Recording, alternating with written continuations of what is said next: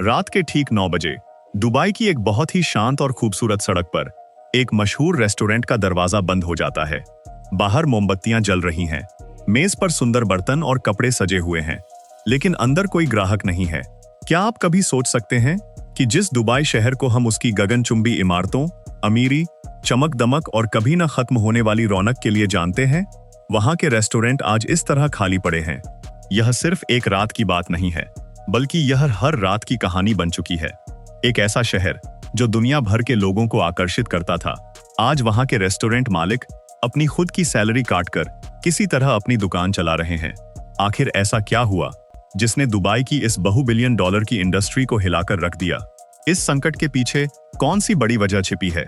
आइए इस वीडियो में हम इस अनसुने संकट के पीछे की सच्चाई और असली कहानी को बहुत ही आसान शब्दों में समझते हैं। शाह लाश और लीला मोलिनो की मुश्किलें।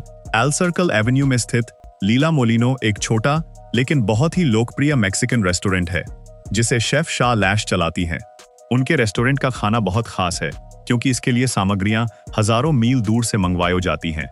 एवोकाडोज और टोमेटिलोज जैसी चीजें जो गल्फ की मिट्टी में नहीं उगती, उन्हें हवाई जहाज से लाया जाता है।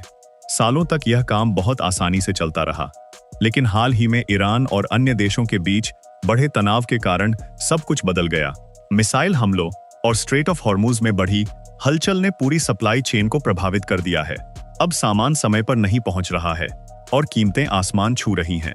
शाह लैश को अब बड़े ऑर्डर देने के बजाय छोटे छोटे ऑर्डर देने पड़ रहे हैं और अपने रेस्टोरेंट को चलाने के लिए उन्हें घर पर बनाए जाने वाले खाना किट बेचने पर निर्भर रहना पड़ रहा है। बाहर से देखने पर सब कुछ सामान्य लगता है, लेकिन अंदर ही अंदर उन्हें अपने बिजनेस को बचाने के लिए हर रोज संघर्ष करना पड़ रहा है। स्ट्रेट ऑफ हॉर्मुज और सप्लाई चेन का संकट।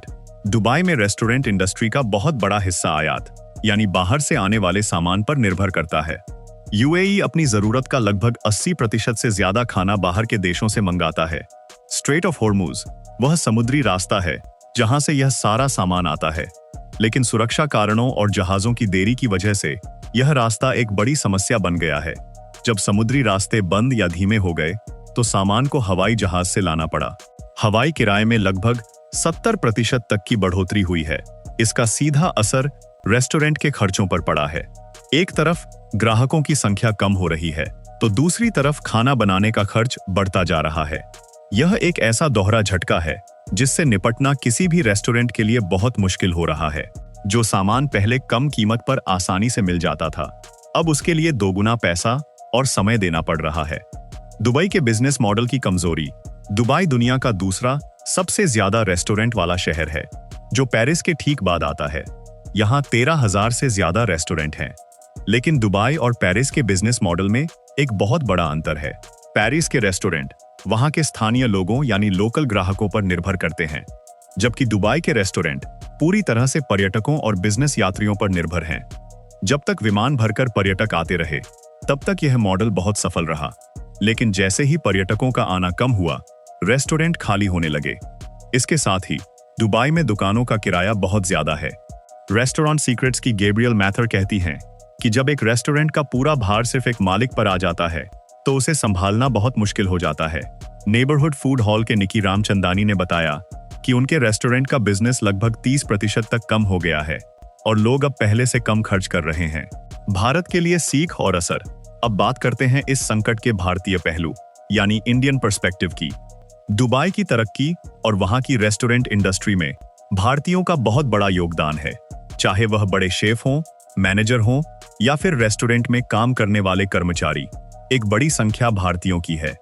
इस आर्थिक मंदी का सीधा असर उन हजारों भारतीय परिवारों पर भी पड़ रहा है जो इस सेक्टर से जुड़े हैं।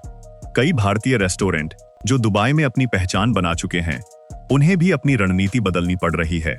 लेकिन इसके साथ ही भारत के रेस्टोरेंट बिजनेस के लिए इसमें एक बहुत बड़ी सीख भी छिपी है। भारत का रेस्टोरेंट मार्केट मुख्य रूप से हमारे अपने घरेलू ग्राहकों पर निर्भर करता है। हमारे देश में बाहर से आने वाले पर्यटकों से ज्यादा स्थानीय लोग रेस्टोरेंट जाते हैं। इसलिए वैश्विक संकटों का भारतीय रेस्टोरेंट बाजार पर उतना बड़ा असर नहीं पड़ता जितना दुबई पर पड़ा है। यह स्थिति हमें सिखाती है कि किसी भी बड़े बिजनेस को सिर्फ बाहरी पर्यटकों के भरोसे नहीं, बल्कि स्थानीय लोगों के विश्वास और मजबूत घरेलू आधार पर तैयार किया जाना चाहिए। शेफ और ओनर्स का नया फॉर्मूला। इस कठिन समय में खुद को बचाने के लिए दुबई के शेफ और रेस्टोरेंट मालिक नए नए तरीके अपना रहे हैं। जून्स दुबई के शेफ केल्विन चंग ने बताया कि जब बाहर से आने वाली सामग्रियां बहुत महंगी हो गईं, तो उन्होंने आयातित सामान का इस्तेमाल बंद कर दिया। उन्होंने नॉर्वेजियन स्कैलप्स और जापानीज सी फूड की जगह स्थानीय रूप से मिलने वाली मछलियों और यूएई के अपने मसालों का उपयोग करना शुरू किया। उन्होंने एक खास मेन्यू तैयार किया जिसकी कीमत भी कम रखी गई ताकि स्थानीय लोग आसानी से आ सकें। इसी तरह क्रैकन रेस्टोरेंट के ग्रेगोire बर्जर का मानना है कि रेस्टोरेंट मालिकों को इस समय थोड़ी राहत और सहयोग की जरूरत है ताकि वे इस संकट से बाहर निकल सकें। कई रेस्टोरेंट अब अपनी बड़ी बड़ी योजनाएं छोड़कर केवल दैनिक खर्च निकालने और अपने कर्मचारियों की नौकरी बचाने पर ध्यान दे रहे हैं। एक रेस्टोरेंट की सबसे बड़ी समस्या यह होती है कि चाहे ग्राहक आए या न आए, कुछ खर्चे कभी कम नहीं होते। बिजली का बिल, पानी का बिल, रेस्टोरेंट का किराया और कर्मचारियों की सैलरी जैसी चीजें हर महीने उसी तारीख पर देनी पड़ती हैं। फ्रिज और अन्य मशीनें 24 घंटे चलती रहती हैं, चाहे उनमें 4 लोगों का खाना रखा हो या 400 लोगों का। दुबई के रेस्टोरेंट मालिकों को इस समय इसी समस्या का सामना करना पड़ रहा है। कुछ बड़े ब्रांड्स और होटल्स जैसे saint Regis Dubai, Radisson Blu, Atlantis the Palm और अटलांटिस द रॉयल ने भी अपनी कुछ जगहों को अस्थायी रूप से बंद कर दिया है ताकि वे अपने खर्चों को कम कर सकें और नए सिरे से तैयारी कर सकें। जब इतने बड़े होटल अपने कदम पीछे खींचते हैं तो छोटे रेस्टोरेंट के लिए मुश्किलें और भी बढ़ जाती हैं। सवाल यह उठता है कि क्या दुबई इस संकट से उबर पाएगा? निश्चित रूप से जिस शहर को इतनी मेहनत और बड़े सपनों के साथ बनाया गया है, वह वापस खड़ा होगा। लेकिन सबसे बड़ा सवाल यह है कि क्या भविष्य में दुबई अपने बिजनेस मॉडल को बदलेगा? क्या वह ऐसे रेस्टोरेंट बनाएगा जो वहां रहने वाले आम लोगों के बजट में हो, ताकि आगे कभी ऐसी स्थिति आने पर बिजनेस पूरी तरह ठप न हो? इस मंदी की वजह से एक और बड़ा नुकसान हो रहा है। बहुत से कुशल शेफ और स्टाफ अब दुबई छोड़कर रियाद, सिंगापुर या इस्तांबुल जैसे शहरों का रुख कर रहे हैं, जहां हालात बेहतर हैं। एक बार जब टैलेंट शहर छोड़कर चला जाता है तो उसे वापस लाना बहुत मुश्किल होता है। शेफ शालाश आज भी रोज सुबह अपना रेस्टोरेंट खोलती हैं, इस उम्मीद के साथ कि चीजें बेहतर होंगी। यह कहानी सिर्फ एक खाली रेस्टोरेंट की नहीं है, बल्कि संघर्ष और बदलाव की एक बड़ी दास्तान है।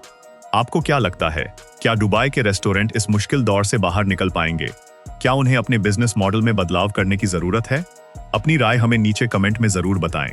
अगर आपको यह जानकारी महत्वपूर्ण और ज्ञानवर्धक लगी हो तो इस वीडियो को लाइक करें और हमारे चैनल को सब्सक्राइब करें ताकि हम ऐसी ही अनसुनी कहानियां आप तक लाते रहें।